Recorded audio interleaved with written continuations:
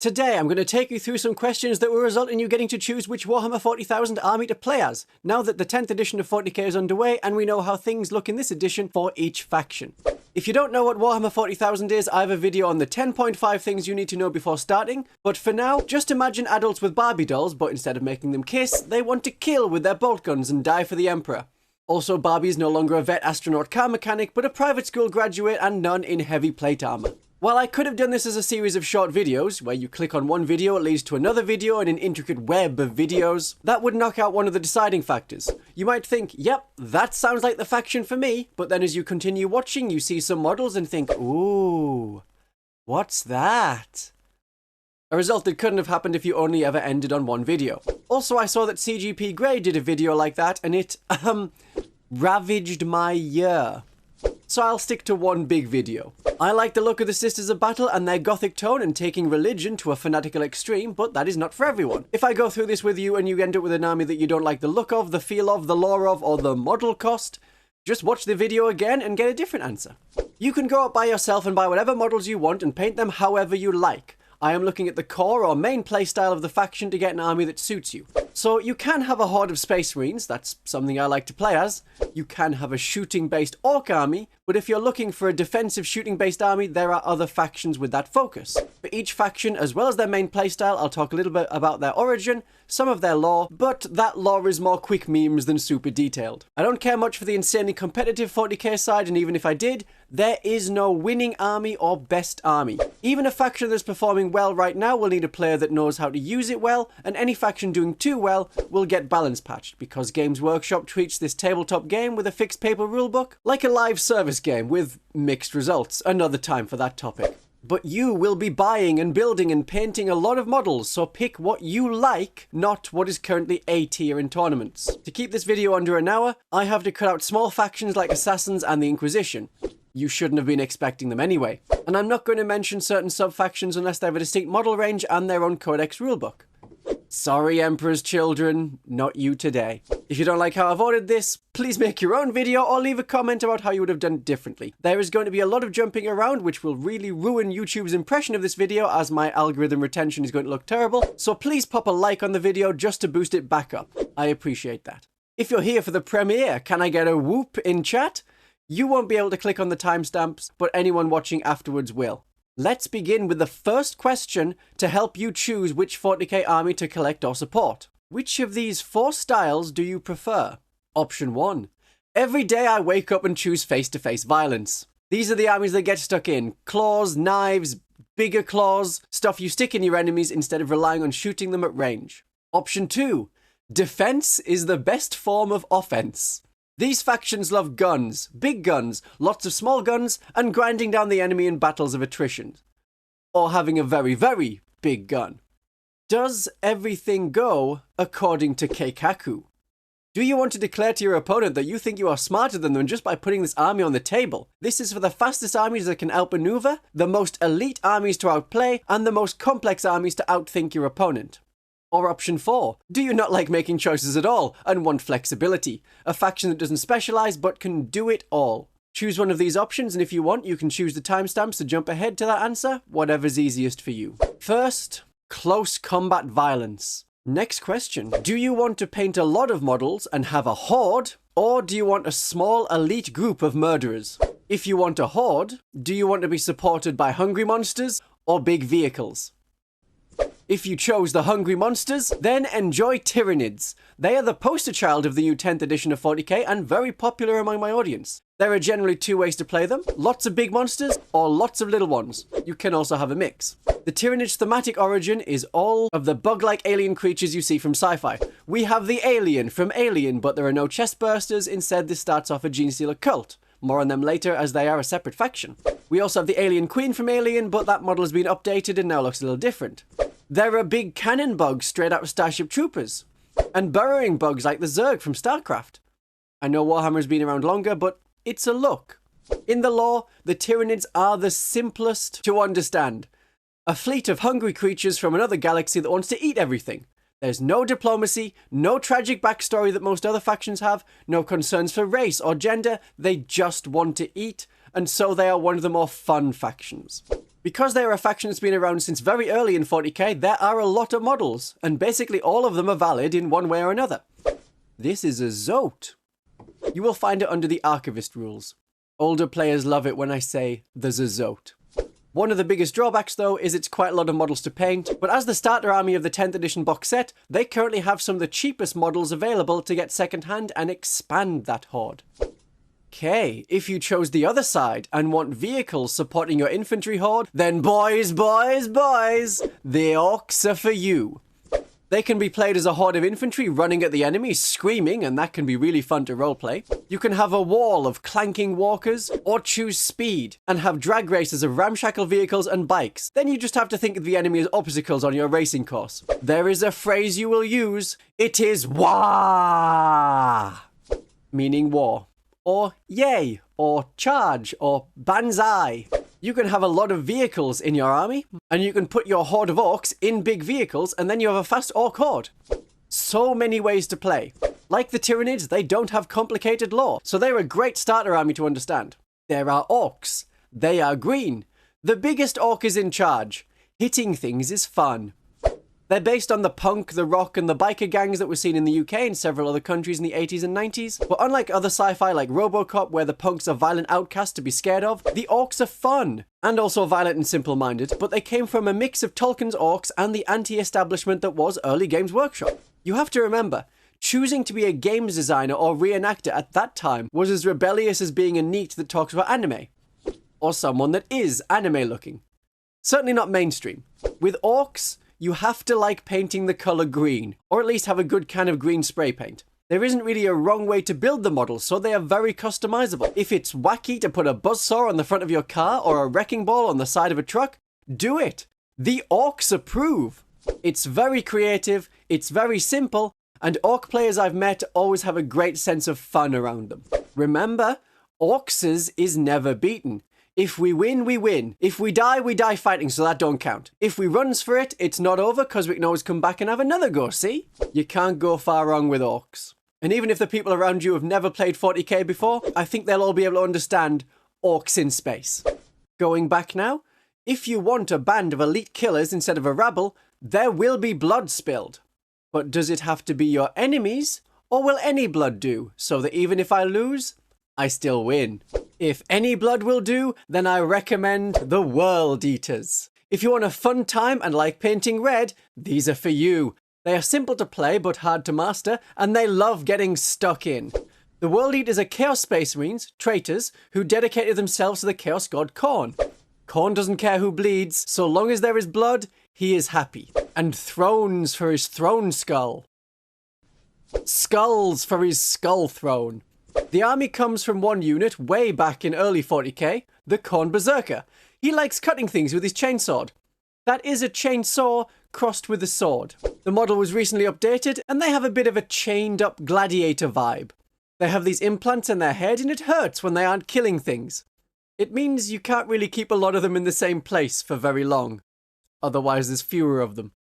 So, an elite army. Part fast berserkers that share their bodies with demons, part berserkers that haven't done that. They are led by Angron, a massive demon primarch. He was banished early in the 41st millennium to spend 1,000 years in the war, but now that that time is up, he is back. And his respawn cooldown is much, much shorter. He can even come back in the same battle if your enemy was able to kill him. The army is supported by cultists and demons of Khorne, so there usually is a lot of red to paint. And you get to learn blood splatter effects. Blood. As a faction, they have some of the newest sculpts around, and you don't need to buy that many of them to get a full army. Pretty simple mechanics, move up the board and charge the enemy, makes it easy in theory for new players. Harder to master, but that is how learning works. You get better. If you just want to spill the blood of the enemy with your elite troops, then I have one more question. A really easy question. Which is better? Vampires or werewolves? The vampires, clear, best choice, very refined and cultured. Or the werewolves, smelly, stinky dog people. If you said the vampires, you are correct, and you will like the Blood Angels. They are Space Marines, so their models are easy to pick up second-hand very cheaply, and models in the new 10th edition starter set could be painted red and then be Blood Angels. As Space Marines, they are flexible and tough, so that's another easy-to-start playing army for beginners. What is it with red and being an easy starting army? Their playstyle can be adapted to anything, but the Blood Angels like close combat and strapping jetpacks to their back and flying at the enemy. This is the future of vampire technology. No transforming into bats, just jet fuel to fly and tear apart your opponents. The Blood Angels also have lore about them being brooding and trying to contain their bloodlust, and usually they manage. When they don't, they paint their armor black and go out in a blaze of glory, the individual having a vision and believing that they are their genetic father Sanguinius in his final days. Truly noble, an inspiration for us all. Bangs out for the Blood Angels. But if you said werewolves were the best, you have chosen poorly. Stop putting in the comments about them actually being good. They have models that are clearly mutants and should be purged. They take their puppies to war with them. That is so irresponsible. They do have a cool Viking theme going on, but that doesn't excuse all this heresy.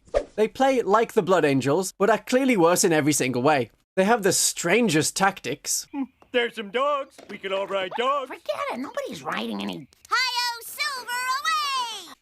But a heavy focus on close combat, getting up close and personal, and they have a lot of characters to get personal with. There are minor leaders, and there are famous lords, all trying to be the most heroic and perform the most amazing feats. The tone of the army in the background and the lore tends to be more upbeat. If everything is going to hell, they won't be dour or speak of performing duty in darkness. They will see the horrors coming and say, well, hey, let me at 'em. And if death is inevitable, then they will laugh. Having a good death, a memorable story, is very important to a Space Wolf. There are lots of models to choose from, and if you see a new Space Marine unit that you like, it can be added to a Space Wolf army. But those are the combat factions. The factions that want close combat the most, and for whom killing your enemy face to face is their whole thing. Defensive firepower. If you chose the defensive stance and firepower, you are in the right place. It doesn't mean no close combat. Every one of these shooting and toughness armies does have some versatility, though some units will need a lot more support than others. There are two ways to look at the defensive firepower factions. Do you want lots of guns, or do you want toughness with which to grind down your enemies? Guns? Guns are a good choice in a war game. But there's a follow-up question. Would you prefer your army to look very sci-fi, or do you prefer something more historical in appearance? The Imperial Guard. They are more historical than any other faction. Think of a World War I or World War II army. That, but you have seen what you're fighting against. Alien bugs and superhumans that want to tear you apart. You are facing that, but as a standard human. That is the faction in a nutshell. There are a lot of different fighting styles, basically anything from the 20th century, trench warfare, airborne assaults, artillery focus, or tanks that are definitely not just the British World War I tank with the turret stuck on top. Combined arms is a popular way to play them, with a mix of walkers and infantry and tanks supported by artillery. All commanded by officers, some in bunkers at the back, and some right in there leading a platoon over the top. There are more battle styles and more models. We have Lawrence of Arabia. Yes, that is their origin, not some Middle Eastern paramilitary group. Cossacks with expertly crafted weapons, and the British Empire, but only the bit that appears in the film Zulu. Although these three model ranges are not supported anymore. If you don't like the pseudo-historical side, there are still fantasy elements. Warhammer 40,000 is Warhammer Fantasy in space. So we also have Hobbit snipers and ogre friends called Ogrons. These come from the different gravity on different worlds in the Imperium, which has affected generations of inhabitants. That is the explanation they've gone with. Now, unless you go heavy on vehicles, you will probably need to buy twice as many models compared to an elite army like Space Marines. So in money terms and painting time, it is a big commitment. The individual models can also be very detailed. Games Workshop isn't going to sell them cheap just because you need a lot for an army. They also have to have value to collectors, modelers and painters, as well as players. And so that the company can make a lot of money. But if you're still interested, they are a great way to get a feel of 40k from the easiest viewpoint. That of a standard human. Their lore is just the lore of the galaxy. Humans have always been there fighting and always will be there to defend the Imperium. If you want to go sci-fi, is it a noble and bright ideal sci-fi? Or are you looking for a more dark, dirty steampunk sci-fi style? Tau are the aliens with noble ideals and a clean look of an idealized future sci-fi race with only a little bit of darkness in the shadows. If you want to build a Gundam, but you also want to play with it without fear that the model will collapse, Tau are the way. Very influenced by China and Japan, they have samurai swords, but you would never use the samurai swords because this army is all about shooting. We have sci-fi battlesuits. We have bigger sci-fi battlesuits. And there are a lot of people with guns. We have robot drones flying around, and although the army doesn't like combat, they have alien auxiliaries in the form of the Kroot that like stabbing enemies. If you want a Star Trek army that is like the Federation, these are your closest bet. It's just a shame that the mixed alien side is not very supported compared to the central Tau warriors. The Tau have the 4 elements idea: earth, wind, water, and then it all changes when the fire caste attacked, because they've received the buffs from the other 3 elements. There is a focus on units supporting other units, even more so than the Imperial Guard. The power of friendship is strong with this faction. On the battlefield, their models, other than the battlesuits, are very weak and do fold like Japanese origami if anything touches them in close combat. If some parts of the army get destroyed, that hurts the army as a whole because some synergy has been lost. But they do have a lot of cool laser guns. The Tau are the youngest of the 40k factions, having recently started their empire and slowly expanding, unaware of the greater galaxy but still coming into contact with all the other factions. What they don't understand is scale. So here is the Imperium of Man, and this little dot right down there is the Empire of the Tau. So as a faction that doesn't know much about the galaxy, for the lore, they are a good starting place for new players, because if you don't know very much about the 40k lore, that checks out. Neither do your soldiers. The models are very easy to paint. Not a lot of detail, lots of big flat surfaces. Spraying everything one colour and then painting lenses and gun barrels in a contrasting colour can get your army looking almost tabletop ready very quickly. But if you don't like clean lines, if you like the dark and the gritty sci-fi, all pipes and cables and some body horror, there are cogs. There are boys that love cogs. We call them cog boys. But the Imperium of Man is so far from understanding the technology that they use that anyone who understands even part of it is venerated as a religious leader. These are tech priests. They lead the Adeptus Mechanicus, a very weird looking faction. The foot soldiers are all cyborgs with implants and little regard for human well-being. And because the models have a lot of pipes and tubes and bits hanging out all over, they are not the easiest starting place for painting. But you can model a lot of weird things. Your imagination can very much run wild with them. They play like a horde of infantry supported by walkers and robots. Now these are not free-thinking robots. Those are banned in the Imperium. But they follow simple programming on punch cards, carried around by a tech priest attendant.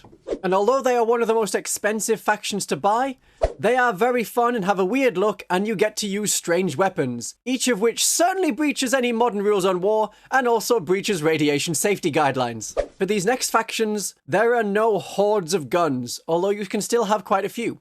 But they are exceptionally tough and are just hard to kill without being so few in number that they become super elites. Now, which of these is your favourite fantasy or horror creature? Zombies, killer robots, or dwarves? You know the robots from the Terminator films? That is the Necrons. The killer robots of the far future. None of them try and wear skin like the T-100. Well, actually, some of them do try. But the faction started out as a model in a board game, a Chaos Android. And then they grew into the Necron Raiders, getting a very Egyptian skeleton vibe. And they are not the only faction to love the ancient Egyptian idea. Over the editions, the Necrons' lore has changed. They were no longer mysterious raiders, they were an ancient race that gave up their bodies for immortality, tricked by wicked star gods. They stayed in massive tomb complexes waiting for all other races to die out, and then they could inherit the galaxy. This is how they appear in the Dawn of War games. But as the lore developed more, it was added that they did a switcheroo and tricked their gods, shattering them into fragments that they can summon to the battlefield as huge and terrifying beings. Now, much like the Terminator, Necrons are hard to kill. If they do not get destroyed, they can repair quickly and get back up, and even if the army is wiped out, they teleport away to be repaired and fight again, so you never have to worry that your leader is truly dead. The Necrons were the starter army for the previous edition, 9th edition, which means you can pick up a lot of their models pretty cheaply secondhand. The models have a lot of simple, flat surfaces, and you don't have to paint them silver. Metallic paints usually have flakes in them which degrade your brushes faster, but painting them a flat red or dark blue is perfectly valid for your dynasty to reclaim their rightful position among the stars. Their playstyle is focused on several blocks of Necron warriors and more elite units advancing slowly on the enemy, recovering casualties as you go. All backed up by scary cannons and the occasional deranged Necron that wants to stab people and wear their skin as a cape. It has a bit of an undead feeling, but not so much as the actual zombies. The Death Guard and Nurgle demons. My elbow just clicked. Oh, that was loud. Let me just check it's not glowing in neon. Well, that sort of bone creaking is normal for the Death Guard. They have zombies, and certainly have the Walking Dead aesthetic. If you like painting rotting flesh, this is the army. They're another traitor legion. They grew from a single unit into a whole faction. The Death Guard and the followers of Nurgle have a pact. They spread disease, and in exchange, they feel no pain from the symptoms of the diseases they carry. They like trench warfare, mortar tanks, and grinding the enemy down in a battle of attrition.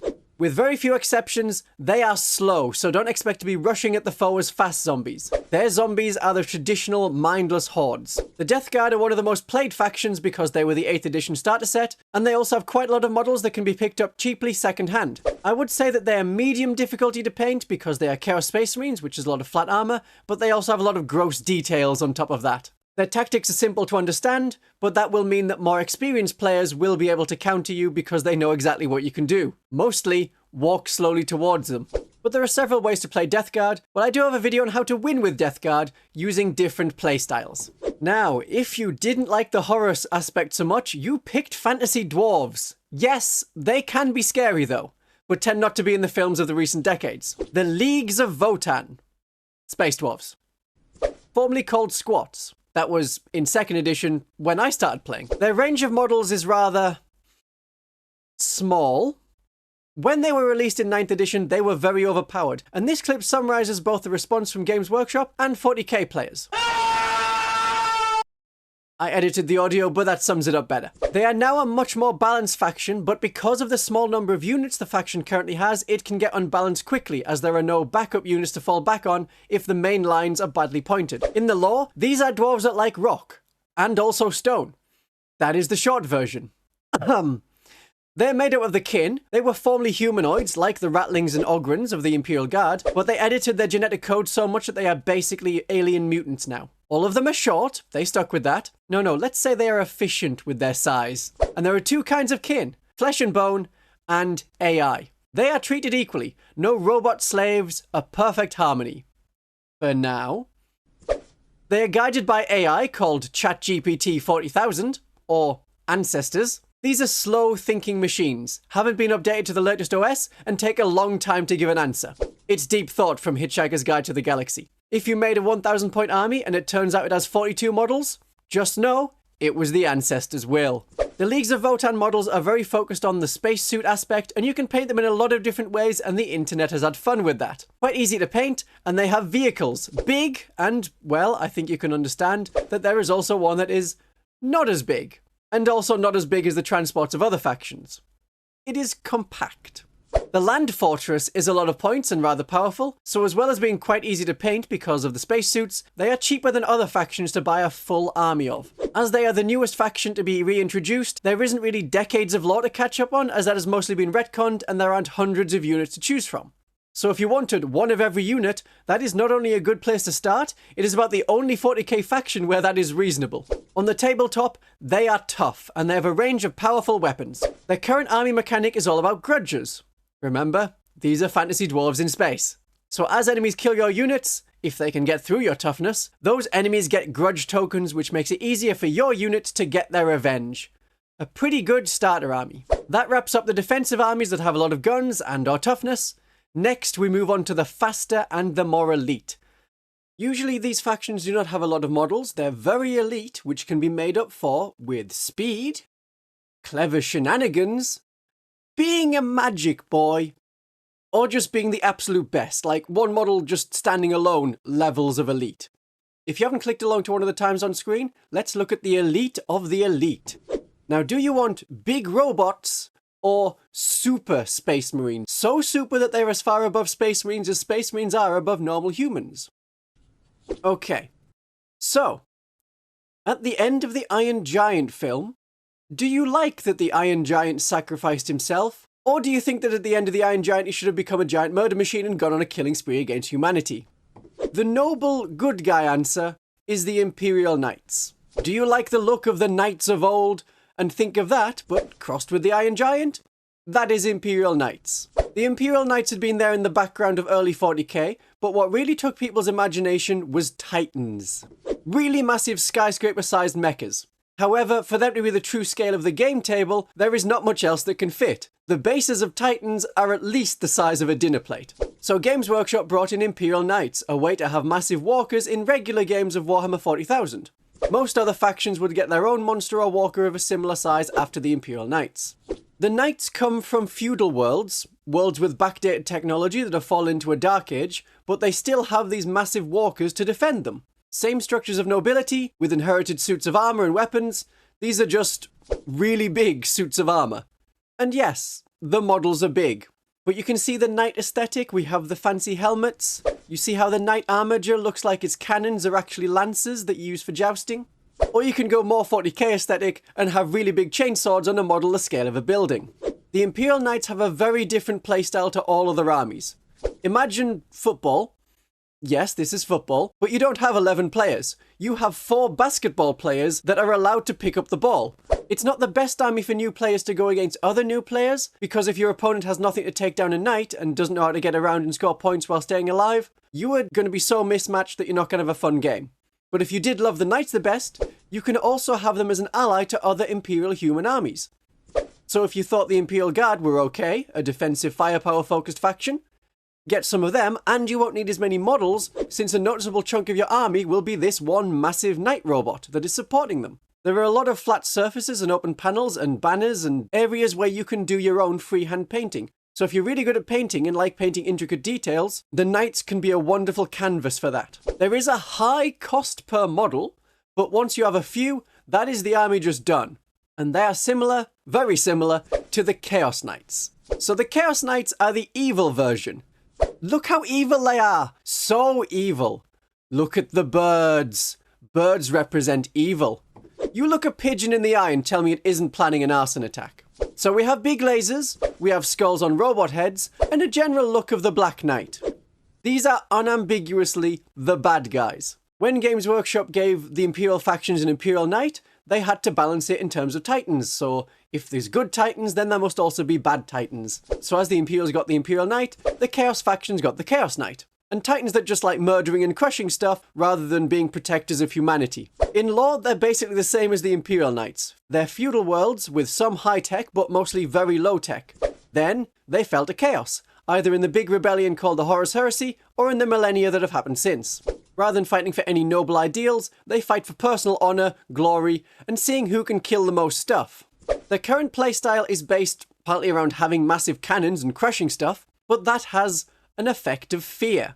So in 10th edition, their army is spreading fear and causing enemies to not be able to complete objectives because they're cowering in a ball on the floor. As you would when there's a giant monster with this many birds and flaily tentacle things coming at you.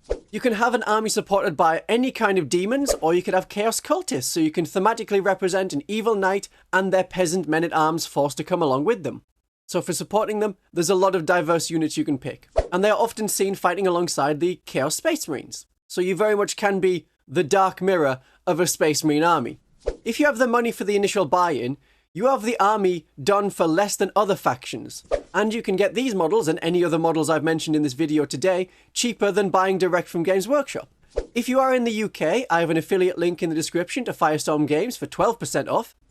For Australia, there is a link ending in /vampire to get 21% off. And for my other Commonwealth viewers in Canada, there is a link to Fenris Workshop ending in /von Carmian to get 10% off. So if you're in Canada and you've never used Fenris Workshop before, that is the link to use.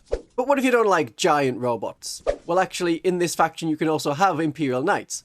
But if you want just Space Marines that are so super Space Marines that they make Space Marines look like the weakest humans around, you have Custodes. Do you like Henry Cavill and want to play the same army as him? Henry Cavill talks about playing Custodes a lot, and he thinks they're rather difficult because of their low model count. I think they're great as a beginner army, simple to play, harder to win against skilled opponents. There's not a lot of models, and though they have the Sisters of Silence for cheap extra troops, individually they are a lot of points. In every edition.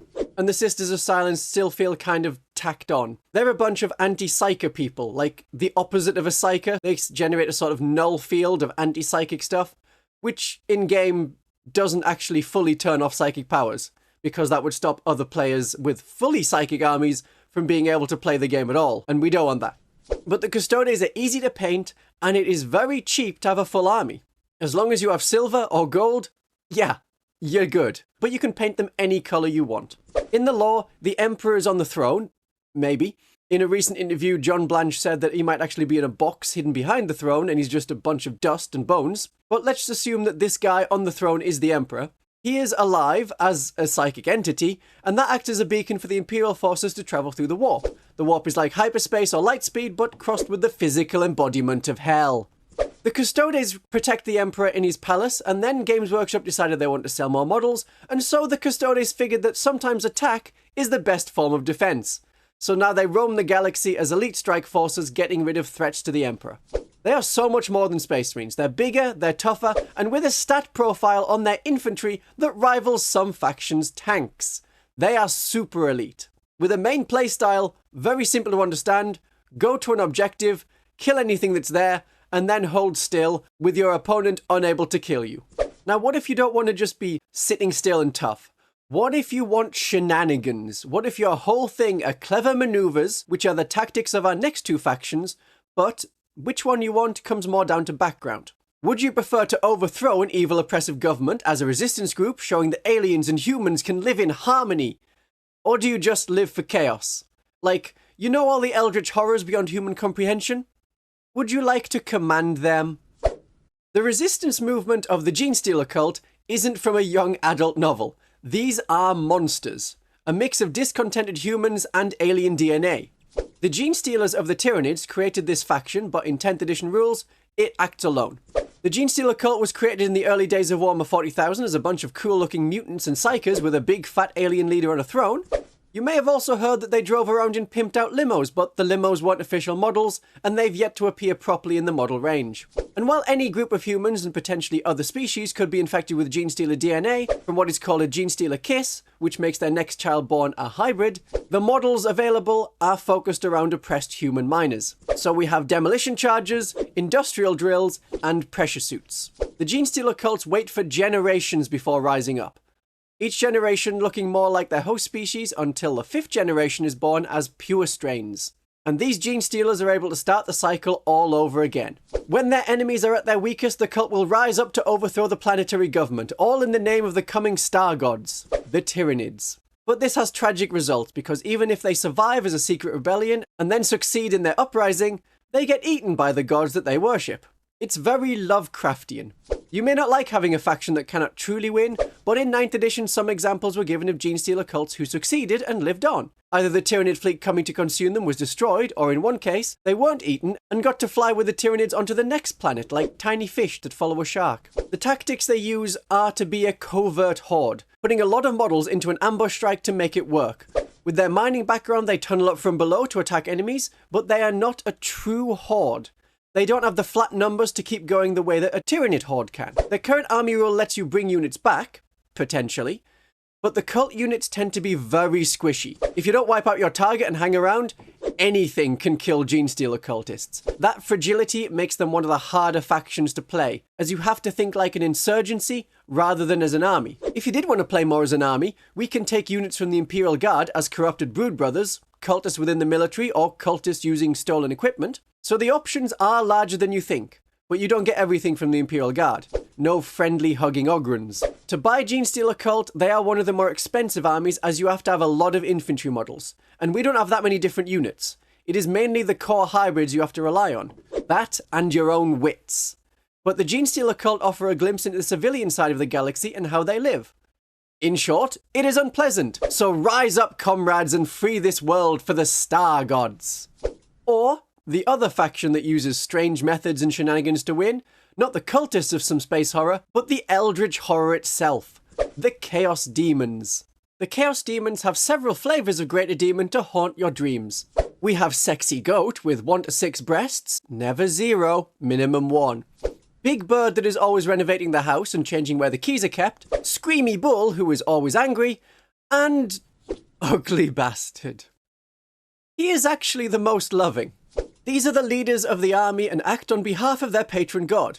These demons are the same demons in Warhammer Fantasy, and are meant to be the same creatures that transcend such petty concerns as time, space, and chronological canon. In the lore, the demons just want to do chaotic things. They are the embodiment of their gods. So they want to spread bloodshed, disease, pain, and just seemingly doing random stuff, which was actually certainly according to plan. The epitome of Tzeentch, the bird-like god of change, is Tzeentch playing chess by itself. It plays one side and makes a clever move, and then it moves around the other side and sees so much weakness to exploit. I'm sure there's actually a plan. The demons are just made of warp stuff, so when they're destroyed, they just get remade in the warp and can come back. They are always being reborn, so your personal demon army will never actually die. Although they attack anyone, in the lore they mostly fight one another in the great game for dominance over the unreal hell that is the warp. Their main playstyle is a lot like the Genestealer cult. They teleport all over to get where they need to be, and each god has its own minions that provide something. So you get hitting power with Khorne, resilience with Nurgle, speed with Slaanesh, and magic fireballs of Tzeentch. You can, if you choose, have only one god's minions and become an extreme version of the army, or you can try and keep all 4 different gods in line and enjoy this breach of real space from the hell of the warp. Because they're demons, they can be painted any colour that you like, and with 4 different gods, you get 4 different paint schemes that you can try out, so your army never feels boring. And if you only like models for 2 of the gods, you can get those and your army will still function. There's no requirement that you need to have all 4 gods or stick to just one. Demons as a faction took off in my club once people realised they could 3D print a greater demon. And if you buy the Chaos Demons, you also have an army to use in Age of Sigmar and Warhammer Fantasy. A Tzeentch-only army has a lot of magic, but there are factions whose default playstyle is pure psychic damage. We are going full-on magic. Now, a lot of other factions have access to some psychic powers. This is the route for an army of sorcerers. Magic all the way. But there is one more choice to make for which of the 2 most magic-using factions you want. We can't think of this as good wizards and bad wizards because there really are no good guys in 40k, though some are obviously worse than others.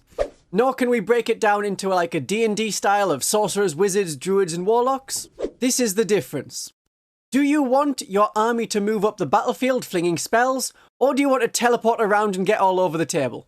The Thousand Sons, with the assistance of Tzeentch demons, are the slower side. They are slow because they have rubric marines. These were psychers, but because of some magic accident to prevent mutation, they were turned to dust. And that dust lives on inside the armor, which is totally sealed. But they're not big on thinking anymore, just walking forward and shooting. They are led by some people who didn't have the same effect happen to them, and they are still psychers. These are the other faction beside Necrons to love the ancient Egyptian style. So you can think of the rubric marines as mummies. And there's quite a bit of cursors chanting blue and yellow gold patterning. They used to live in giant pyramids that were made of glass, and they had a large library, kind of like the library at Alexandria, in Egypt.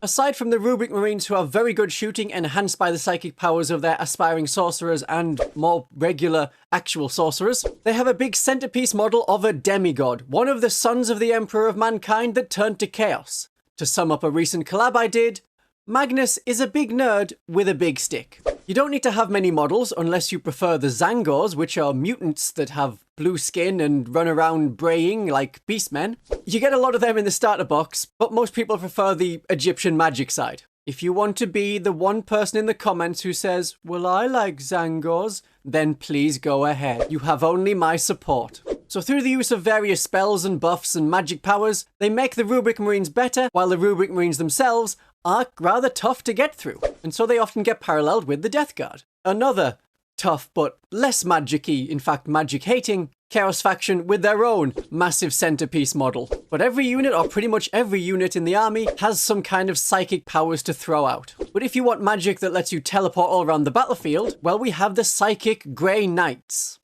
They look a lot like Space Marines, but they're separate to Space Marines. They work alone, in the shadows. No one must know about them. Which is why they are bright, shining silver. In a previous edition, they had a special rule that made them harder to shoot because of how bright their silver armor was. These are noble knights performing a dark duty. They have to find all of the demon incursions, destroy the demons, and eliminate any witnesses, so that the knowledge that demons do exist and are real and can come for you doesn't spread and panic the local population, and the Imperium can continue in ignorance. More recently in their lore, they've been told, you don't need to do that anymore, but still, who knows if they are or not.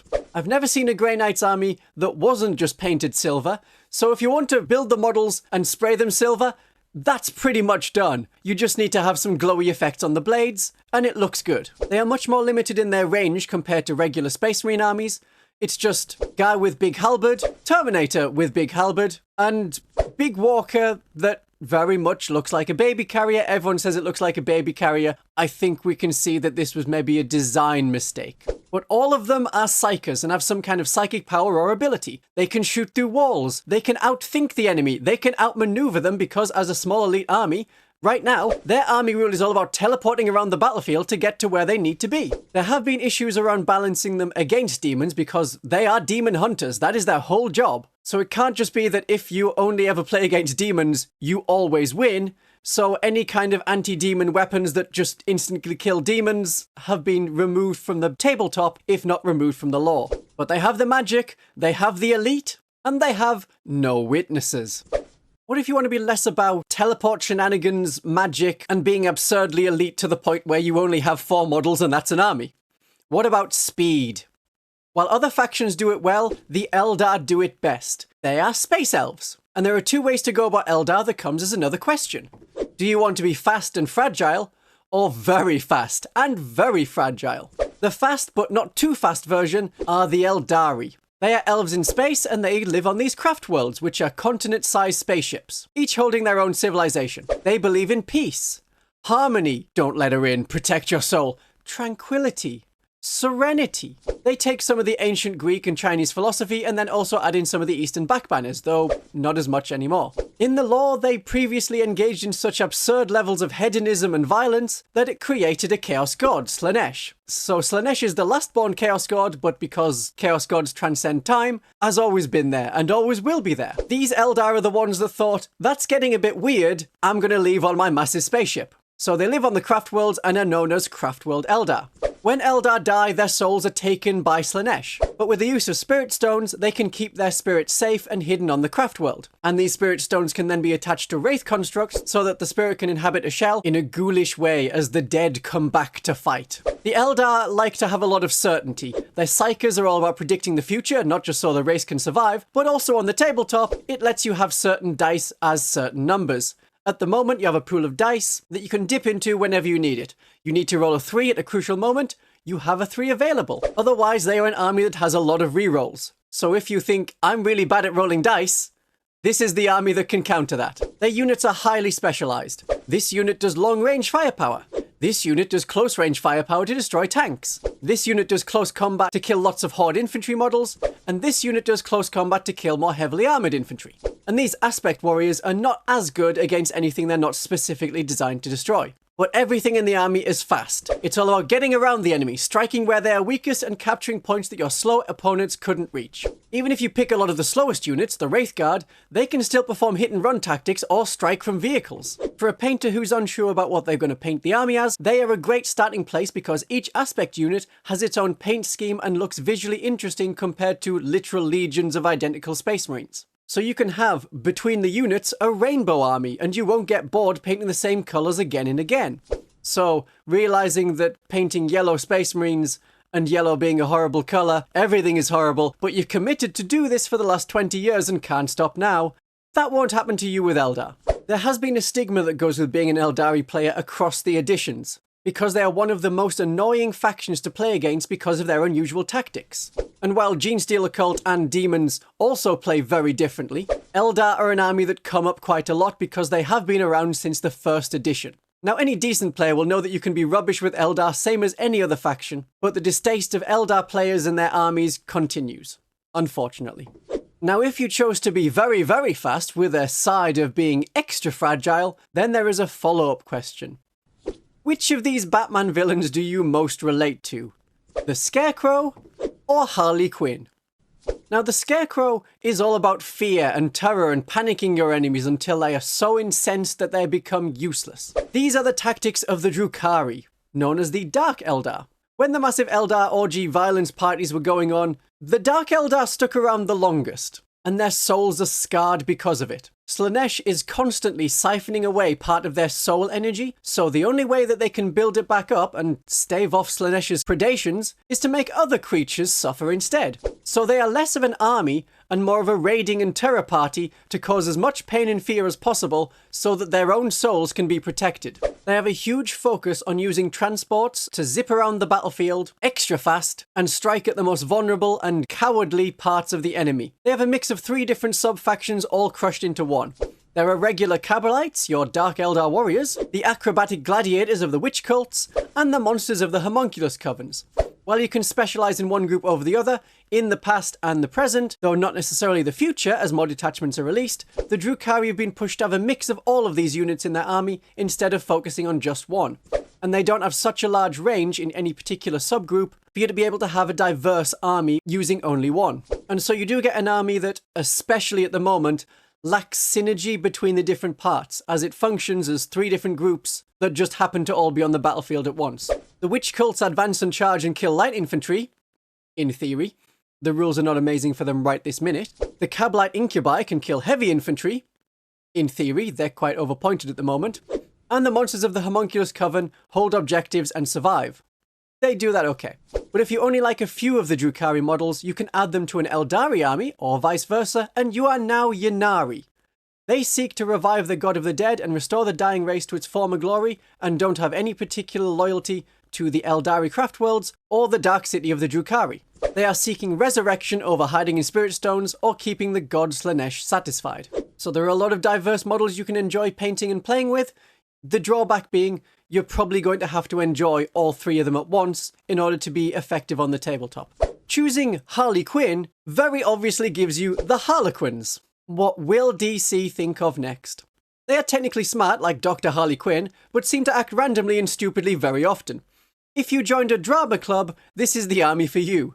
The Harlequins are support units of the Eldar. They previously had their own army codex, but currently they are part of the Eldari codex. They are devotees of the Laughing God, so to them all the world is a stage, especially the battlefield. They reenact the fall of the Eldar race and the death of their gods. They do this by speeding around the battlefield and cutting people apart, so it's only the messy, bloody bits that they're actually reenacting. Speed is the name and hit and run is their game. Unlike the Eldari, a pure Harlequin force has no tough wraith units to rely on.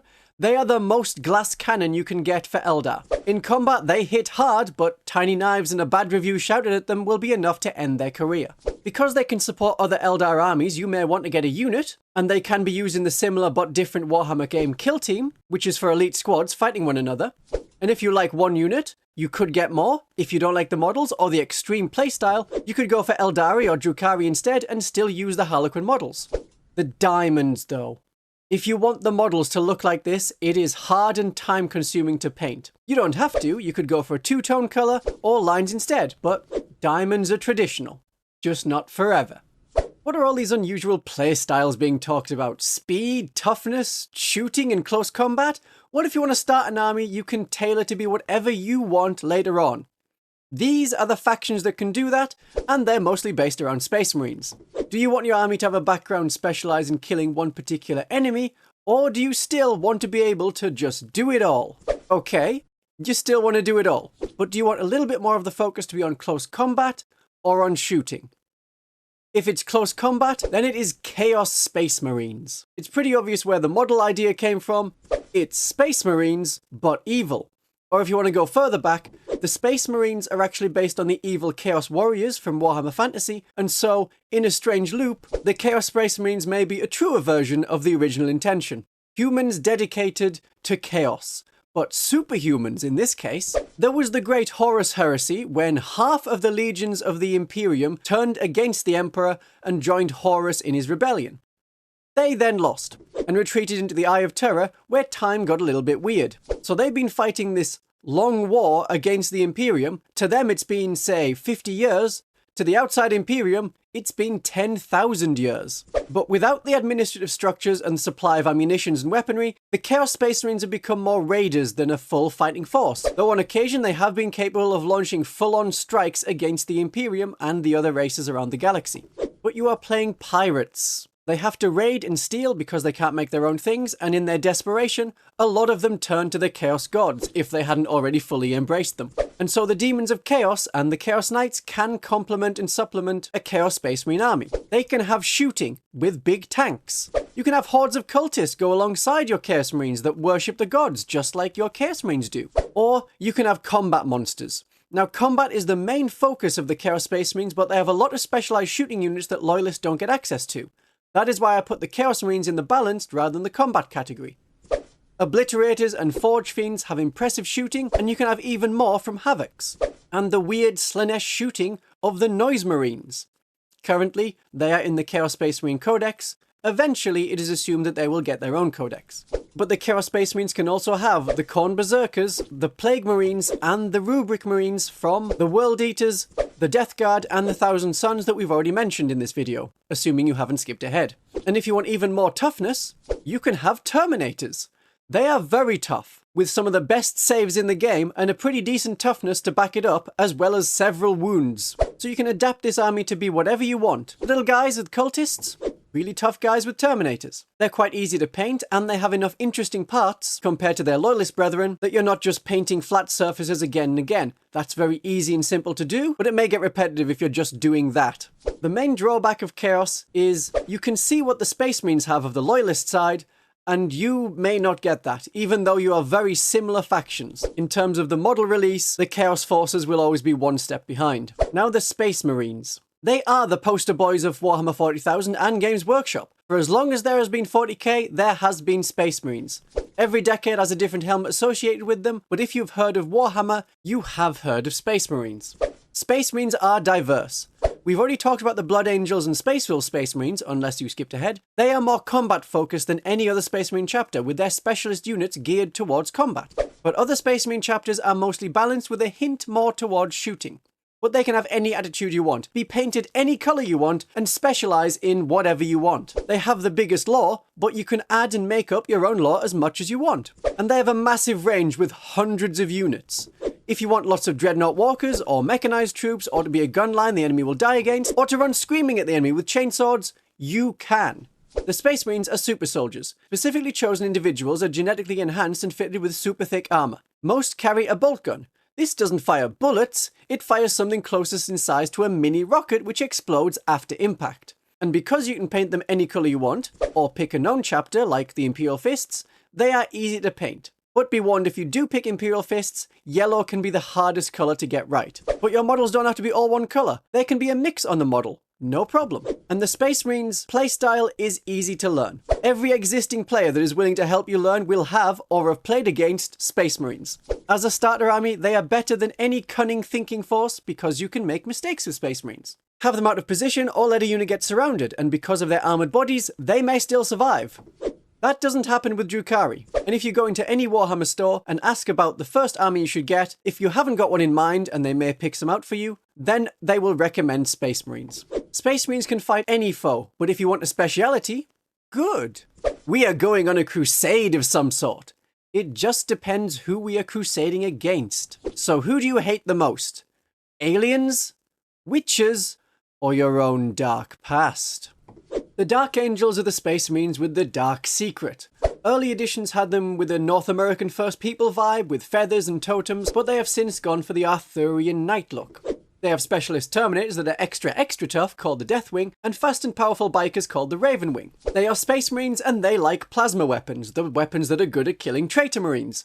Why would they like to specialise in killing traitors? Well, in the lore, part of their legion turned traitor and joined Horus, and this is a secret shame for the Dark Angels that they want no one to know about. In a big explosion, the Fallen got scattered across space and time, and their home world was blown up. I guess anyone forgot to ask, hey, what happened to that planet you were from? It seems to be in more bits than I remember. Now, the Dark Angels don't want to be known as a traitor legion, even though for meme purposes everyone knows them as a traitor legion, so they have been hunting down these traitor Dark Angels known as the Fallen. Sometimes the Fallen are found helping out Imperial citizens, and then there has to be no witnesses. Other times, the Fallen join Chaos Warbands. The Dark Angels kill the Chaos Marines and drag the Fallen away to be tortured into requesting forgiveness, and then they're killed. More recently, their Primarch came back too, and had been gathering Fallen and not being mad at them. So I don't know if the Dark Angels still hunt the Fallen, it is their whole thing, so probably, but I don't know if they go for torture or want to gather more friends and hug them better. Not all of the Dark Angels know about the Fallen, just the officers and the Deathwing. So the other troops have to be very trusting when their commander tells them to stop killing orcs because they have to play a hide and seek in a swamp on a nearby world. And the Dark Angels are known as flaky by other Imperial forces. A war is going on. One Dark Angel comes up to another and whispers in his ear, "If Sally has 4 sons, and each of those sons has a sister, how many children does Sally have?" And that Dark Angel commander will know that this means that someone is nearby who knows someone who saw a Fallen one time. So they leave and the rest of the Imperial forces are just like, the hell? Okay, I guess we don't need a right flank anyway. The Dark Angels were the starter models for the 6th and 7th edition. It was just the same box across 2 editions, so you can get some of their models relatively cheaply. Otherwise, they're Space Marines. Their models are cheap. But these are Space Marines that have hood energy, a sort of, nah, don't be asking about my family past, man. My dad went out for milk 10,000 years ago and only just came back. But maybe you don't care about killing traitors and having dark secrets. What if you just hate witches? But there's a follow-up. When you're hating witches, do you want to play as Space Marines? If you don't, there are the Sisters of Battle. These are the action hero girls of the 80s, but in the late 90s, when there was more of an expectation that toys had to be marketed to girls and be in the pink aisle, or marketed to boys and be the rest of the toy shop, teenage boys weren't that interested in chaste nuns. Even in the early 2000s, when the more scantily clad models were introduced, the sisters didn't sell well, but had a theoretical large fan following. And so at the start of 2019, Games Workshop asked the fandom what they wanted to see, and overwhelmingly the answer was plastic battle sisters. Something that we'd been campaigning for a while, and it had become a kind of meme, which is how you get things to work. And so by the end of the year, there were monopose battle sisters, with more models to follow in 2020, which got delayed for a bit, due to reasons. These models are very thin and very fiddly to put together. They also have a lot of parts, including the base. This model is 11 parts and can only be built in that pose. The only thing you get to decide is which head you put on. At which point, why are you putting together so many thin little bits when it could just be monopose? The monopose models, I don't find that interesting. I know a lot of people like the models, and I think that's more because of the theme of heavily armoured nuns. But if we are going monopose, I like the old metal models that served from 1997 to 2019. It's not an expansive range of models, with a million different laser guns. It's focused around the holy trinity of the bolt gun, the flamer, and the melter gun. And occasionally there's like a plasma pistol thrown in there. But there's no las cannons, no graviton guns, no face stripper 3000. You just have them and a big chainsword. And the best tank in the game, a massive church organ stuck on top of a rhino chassis. The Battle Sisters are, in theory, an all-female army. They started in the 36th millennium, supporting Goj Vandaya. I think that's how you pronounce his first name. He became the ruler of the Imperium, essentially, but that kicked off a civil war, when he was countered by Sebastian Thor, a person who definitely isn't Martin Luther, opposing the Catholic Church. And not to be confused with someone else called Luther, who's a Dark Angel's opponent. The battle went into the Imperial Palace, and that's when the Battle Sister leaders were taken by the Custodes to meet the Emperor, who said, and then the Battle Sisters switched sides and defeated Goj Vandaya, and they became the unofficial army of the Adeptus Ministorum, the Ecclesiarchy, the main religious group in the 41st millennium. But they were told, you cannot have any men under arms, and so they got around this by recruiting women, and then some other people who have like flaily tentacle things and run around screaming, who aren't really considered soldiers. The tactics of the Battle Sisters are very short-ranged. So we're looking at close-range shooting, apart from the Exorcist, and close combat with massive chainswords. But you can choose to focus a lot more on the shooting, a lot more on the combat side. You can field a horde of Battle Sisters, or they can play as a much tougher, more mechanized force. The Battle Sisters are now recruited from the Scholia Progenium, which is like a British public school where you pay fees to go, except a lot of them are war orphans. They were children of important military figures, and once those officers died, their children get looked after by this posh school run by nuns. So the Battle Sisters are very religious, if you couldn't already tell from the massive pipe organ tank. And they're led by saints, literal saints. Usually they're saints who did something amazing and then died, so they're martyred figures. But occasionally there are living saints, like Girl Jesus, sometimes known as Celestine. She's the most popular one, and even if she dies, she comes back. again and again to help the Imperium. And the whole faction really hates witches. They were previously the main part of Codex Witch Hunters, and they're used by the Ordo Hereticus that deals with internal threats to hunt down the dangerous Psykers. Not to be confused with the good Psykers that help them navigate through the warp and do galaxy-wide communication. But if you want to hunt witches and be a space marine, then there are Black Templars. These were the poster boys of 3rd edition, and like a lot of space marines, they have versatile units that can do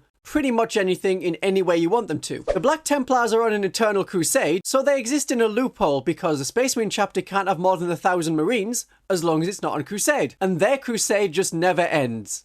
They have no homeworld and just travel around murdering aliens, heretics, and hunting witches. They have some units that replace some of the regular Space Marine roster. They are close combat focused infantry units, but they also have their own specialized tanks for shooting. You could go more combat based with them, but they are a very adaptable Space Marine army. But their main playstyle is one you can't really do with a lot of other Space Marine chapters, and that is having lots of bodies. They are about the only Space Marine chapter that can field a horde of Space Marines. Because you can pick up Space Marine models pretty cheaply, and because they're black, you can just spray the whole army black with a spray can. And that is most of the painting done. There is another black armored chapter, but they hate aliens. There was a push in the lore to break up the threats in the Imperium into demons from beyond, the chaos cults that the Sisters of Battle and the Witch Hunters deal with, and then the alien needs the Death Watch. These are Space Marine veterans sent by various chapters, each for their own reasons.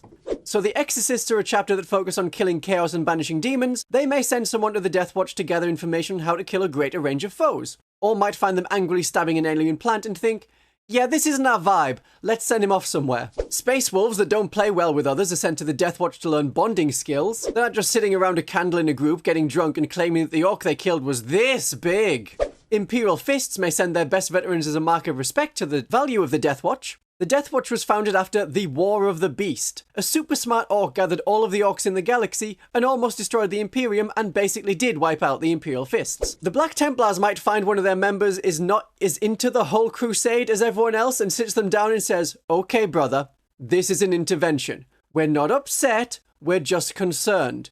But it's okay, we're sending you to a special camp to learn how to be super racist against aliens. So the Death Watch is a mixed bunch of misfits, teachers' pets, and kids that don't play well with others. Then when the Primaris models were released, the Death Watch were given their own Primaris Marines, with no former chapter. I think that's a letdown in the lore, but it overcame the concern for not having enough troops. You see, the galaxy broke and was split into the East and West Roman Empire. I mean the Galactic Core and the Imperium Nihilus. And the Space Marine chapters needed their soldiers back to fight all the demons that came out. And the Death Watch was like, no, there are still loads of aliens, so actually, send us more soldiers. But no Space Wolves, because they smell. No one knows if the last part is canon. This is the chapter to choose if you can't decide which of the chapters you want. You get all of them in one. And if you've picked up the odd random Space Marine here and there, like 2 bikes, 1 Terminator, a guy with a jump pack, this is a good chapter to start with, because under the current rules, you can have them all together in a unit. And as long as you don't have any Space Wolves, Dark Angels, or Blood Angels in your army, you could have a regular Space Marine army and add on a unit or 2 of Death Watch. Totally fine. I like Kill Team Cassius. They kill bugs good. So the Death Watch is an army you can just pick up individual models for and grow slowly. And they're easy to paint as they all have black armor. No matter their real chapter, they paint their armor black when they join. Canonically, yes, even the Raven Guard and Black Templars who already have black armor repaint their armor black. And if you want to practice colors, they all have 1 shoulder pad to paint in whatever colors you like. And if you heard all of the previous chapters of Space Marines and couldn't decide, this is the, oh, they're all so pretty option. And although they are designed to kill aliens and have some rules for that, they can work against any enemy. These are Space Marines after all. Which brings us to the end of the list of factions. Let me know what you got and if that matched an army you already play, or an army that you wanted to play. If you got the Sisters of the Adeptus Sororitas, or the Rebels of the Genestealer cult, those are the factions I talk about in my videos, so I recommend subscribing to my channel on your way out. And thank you to my previous and new Ko-Fi and YouTube members. You are all appreciated, and I think of your usernames when I get to the till after food shopping. Usernames like Zerota, and the secret ones in my Legionary Council available through Ko-Fi. Have a great day with your new 40k army.